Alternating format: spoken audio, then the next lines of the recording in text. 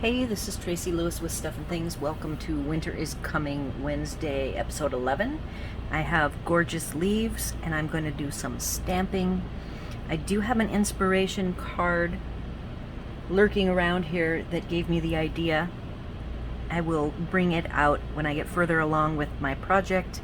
And then I do have, so I'll pretty much have two Thanksgiving projects today. And my sentiment will come from Sparkle of the Season, Thankful for You, or Grateful. I am undecided yet.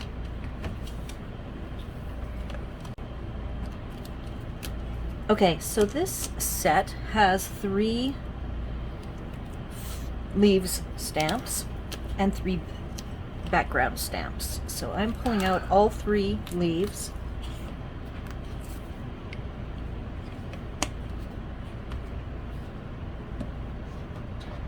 And there is this other large background that is interesting to me, and then what I will do is get into the dies. So I'm going to use these 3 leaves. I've got my fall colors out. I have browns for the wood grain. I might do some of this around the edges, and then these I thought would be really cute on the envelope. So I think it is a good all-encompassing set. I did bring out my daubers. So I'm gonna just bring out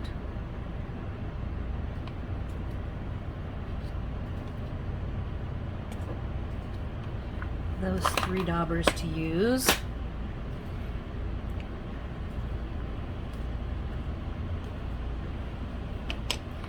I'm going to start with the maple. I'm going to try to do some multiple color tones.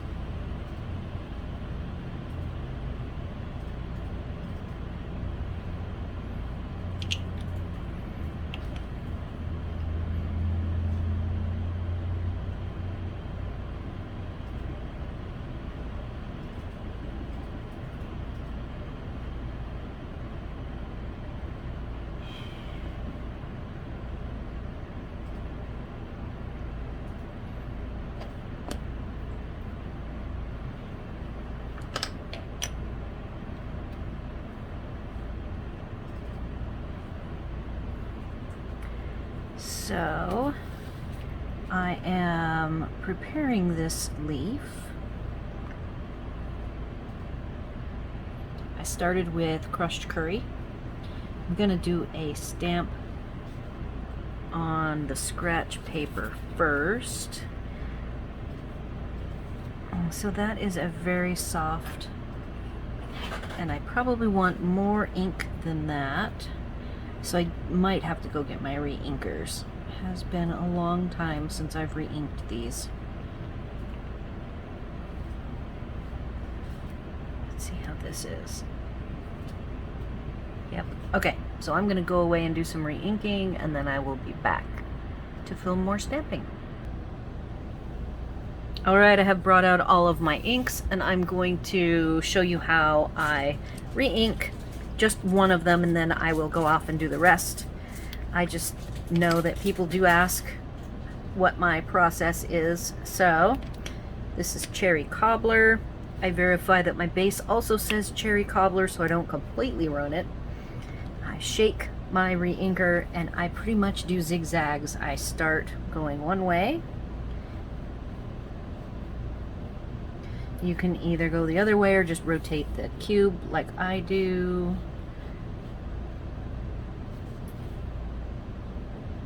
And I just do 4 passes. These have not been re-inked in a very long time. And it's been very hot here. I've done a ton of cards, way more than I normally do. So that is my re-inking process. And I will come back later to get back to stamping. Alright, in case you are curious, here's how I store my re-inkers. I have these soft cases, so that gives me a little more flexibility in my small cabinets that everything goes in. So this particular one is separated with very thick chipboard, probably from Paper Pumpkins, and it's 4 sets. And what I do to make it easy to see, because you can't, as you can tell, you don't know which color it is. So on the bottom, I took reinforcers, circles, and colored them, and also did labels for every single color so that I can see them. And I did not bother with the specialty colors over here, which are things like the metallics, Versamark, archival black, and some white. Then on the ones that are one row, so these are this holds both sets of in colors. I haven't bothered to do these, only last a couple of years for each, so I do not bother because I can actually see the colors. And we have a total of 50 inks in the Stampin' Up line, so I have 3 of the groupings in that big case that I have to do the reinforcers on the bottom and the labels, with the 6 special colors on the end. And then my brights and in colors are all in the one row soft packaging. Oh, and these I did go ahead and spend the time to get the colors and the labels made. I just didn't do it for the in colors. So if you have any questions, comments, or suggestions on re-inking and the storage of my re-inkers, you can go ahead and leave it at the end of the video. And I'm going to go away again to finish the last few I have, and then I'll get back to stamping. One more interesting thing happened that I thought I would share with you. Heavily pigmented inks, like any of the dark inks, like this early espresso, will go on very heavy because there's so much pigment in the ink. So I'm going to go ahead and do one more back and forth on this so you can see how it sits. So I only did one back and forth and stopped to let it sink in. This is now the second, and I probably will only do 2 because I think that this the early espresso will be it might have either more ink on the pad, or because of its density I just want to let it sit and soak in so it isn't too juicy when I go to use it. Alright, everything has been re-inked and I am ready to try some stamping. I did do one here. It's a test.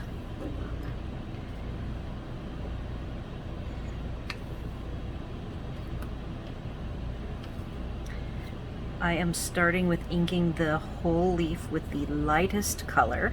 I'm making fall leaves.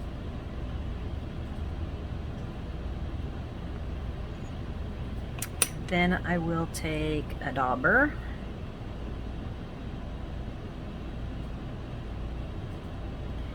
around the edges.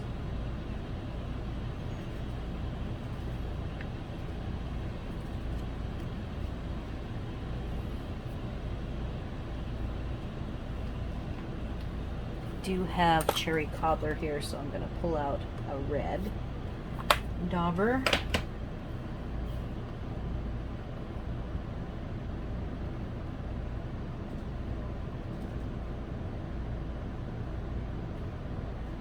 So since it has sat for a little while, I will huff on it, or just enough to wet, but I do see that the whole surface looks very wet.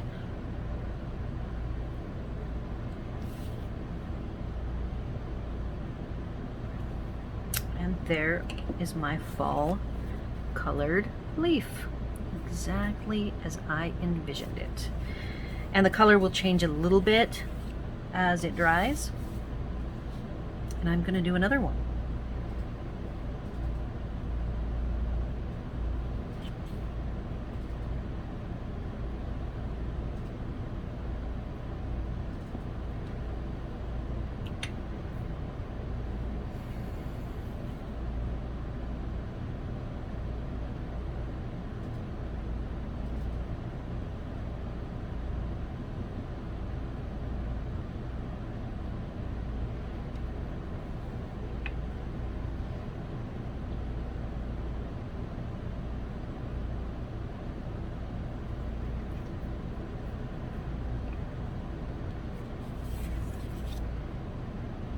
I do plan on making this sheet, so this is interesting with me pushing too hard. I will have to see if it will disappear after I get more stamping done.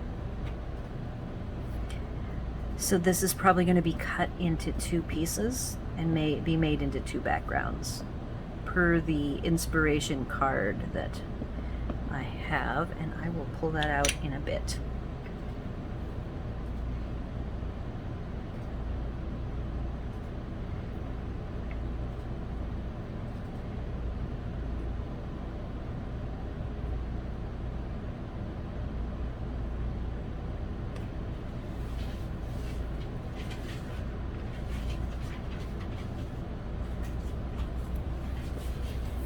Alright, so far so good,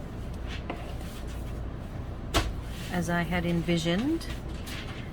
And maple leaves to me come out very vibrant orange, but others, like this, is probably some sort of a very green leaf, and I'm going to do a little bit of brown on this one with the bright colors, starting with the base of crushed curry.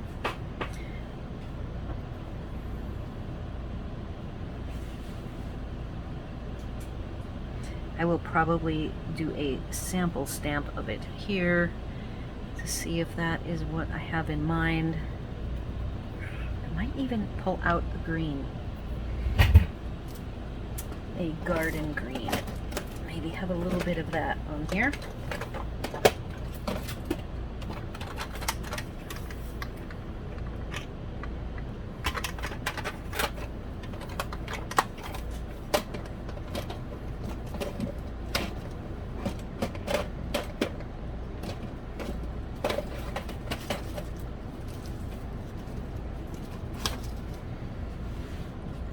Okay.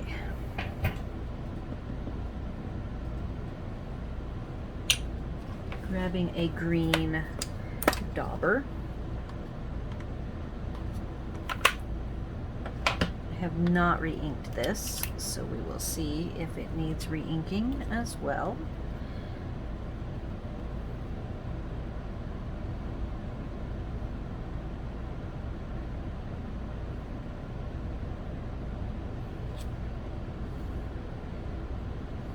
Oh yeah, okay, I like that.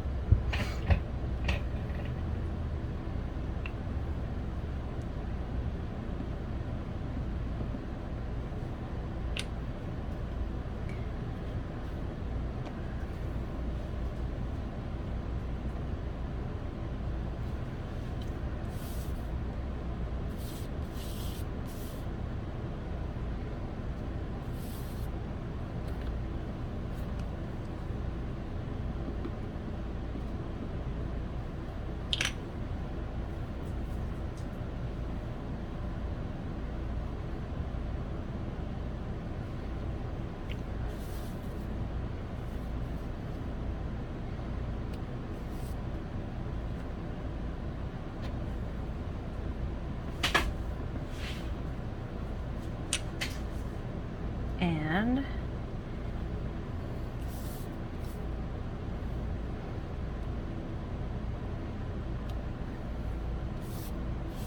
all right, so now I've got a long leaf.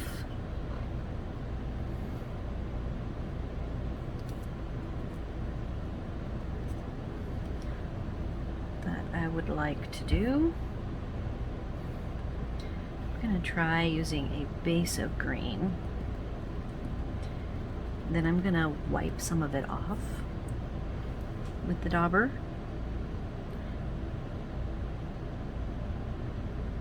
Okay, and then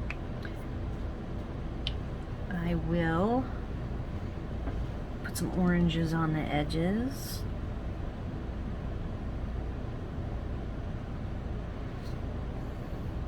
So far this set is doing exactly what I had envisioned.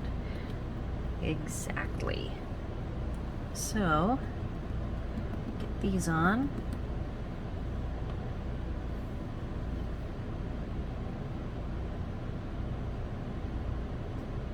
You can see I'm actually wiping off the green, not just in the center. I want to make these have a bigger variation.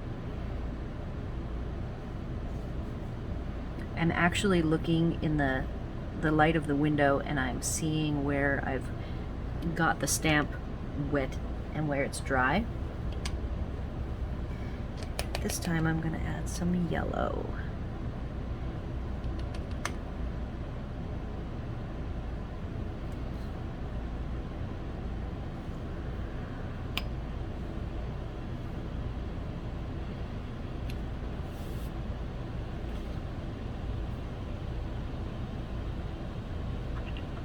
So again, I am making 2 backgrounds.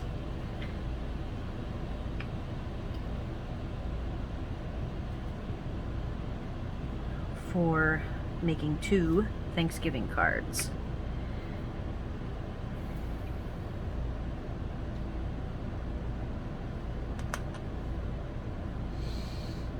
Alright, so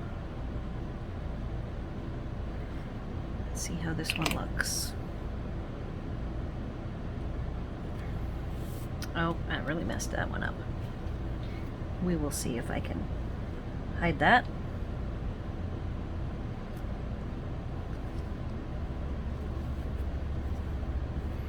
I have to stamp more carefully than I am stamping.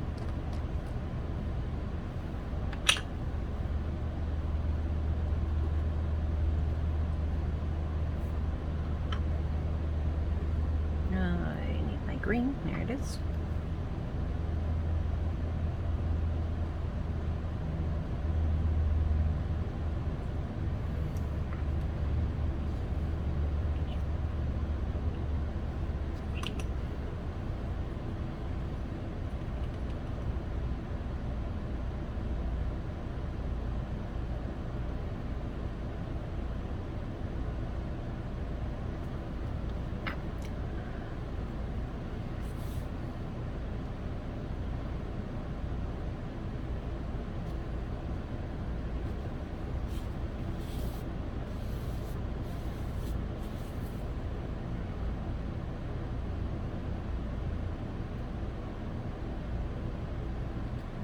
Now I'm going to try to thoughtfully stamp a couple more to work on these lines that I should not have stamped.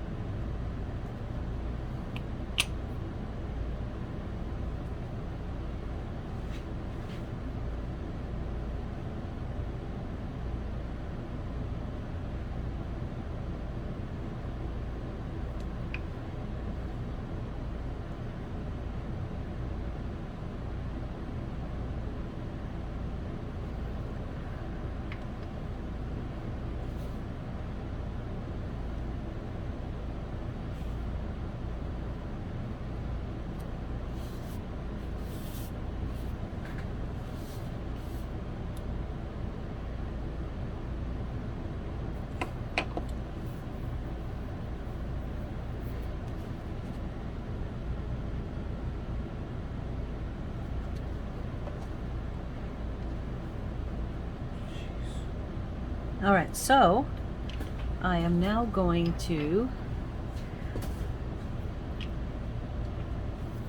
try to do some splatters, and I wasn't going to use the small splatter, but because I have a couple of lines I don't like, I will go ahead and introduce a little bit of color, and it will be soft suede, and I think I'm going to go for Stamped Off.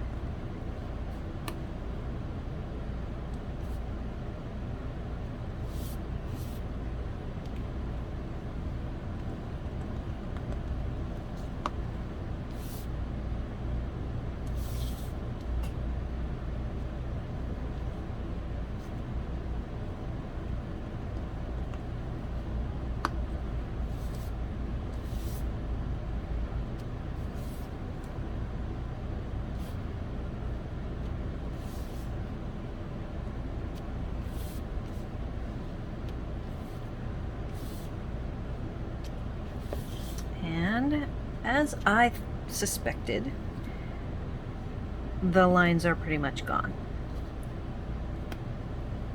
Gone enough that I will continue on with this background.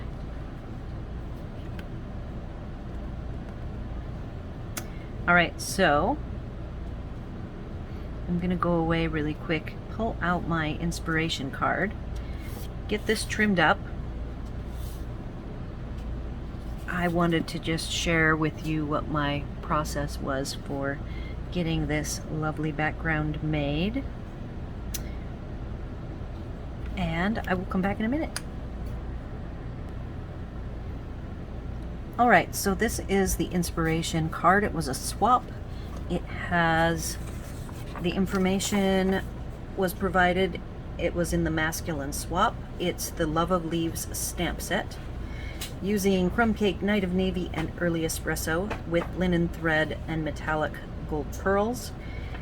The demonstrator was Carolyn Bosley, and I wanted to make, I don't own this leaves set.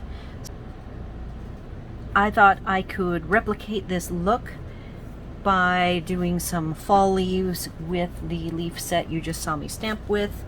And I do have the same 3D textile embossing folder, but I thought I would go a little bit different. So instead I went ahead and used the brick. I do also have this I do have this DSP, and I thought rather than use the DSP, I would take the stamp set, which has a wood grain texture stamp, and I went ahead and stamped it. Then I colored it. I have two different ones. One's a little bit lighter and one's a little bit darker, so I will use both of these. And to dress it up a little bit, I have gone ahead and trimmed down a strip of gold, and I just now realized that we have lights on, which makes a shadow. So let me go turn the lights off, and I'll be right back.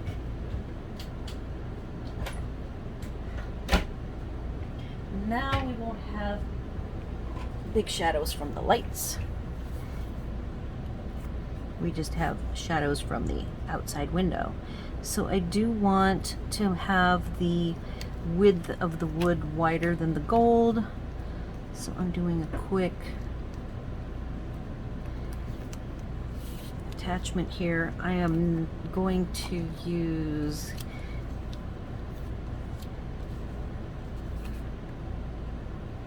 the leaves. I will pop them up on dimensionals. This leaf is, I can't decide if I want it this way or this way. Probably this way, I would think.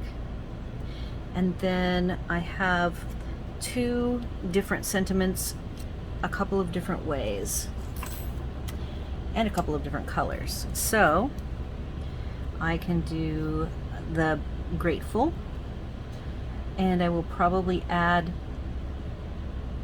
some sort of a dark edge to it, similar to what they've done here. Or I will use this thankful wherever along the leaves it makes the most sense. And I will probably cut out a border for all three of these in thin brown. So that is going to be my plan. I will end this here since I already spent quite a bit of time stamping, and then I will put these in a showcase once I get them all together at the end. Please let me know your thoughts. Leave your comments here on this video or over on my blog, and let me know how you think both these work as Thanksgiving cards. I really like this stamp set. You saw me stamp pretty casually with having lots of little edges because I was not stamping carefully, and yet in the end it still works out that both of these look just fine. They're totally different from each other. I was very casual with my stamping, and we'll have to play around with these. In this one, if I do use this one, I would probably like to have the thankful for you be on this side for balance. I really like that a lot. So anyhow, be sure to like, share, and subscribe, and thanks for watching.